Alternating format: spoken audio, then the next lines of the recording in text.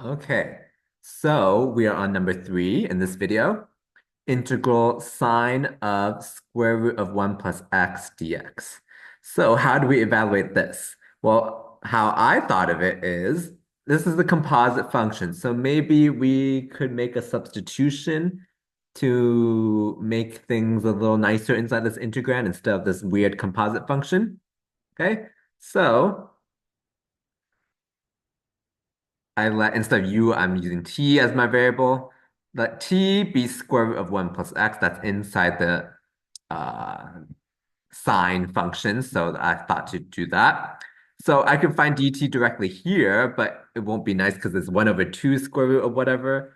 And then you have to move things around afterwards. So instead, here's a little trick. If you never learned this, you can square both sides. So it's t squared is 1 plus x, and then differentiate from here. It's much easier.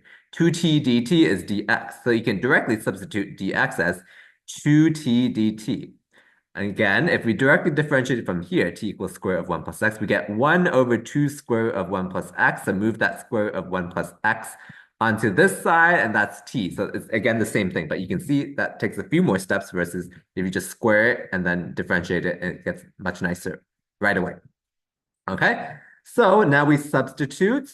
I get sine t, because this square root term is t, and then dx we found as 2t dt. This hopefully looks familiar now. This is a classic integration by parts. Okay, here I just did a tabular method. Hopefully you've seen something like this before.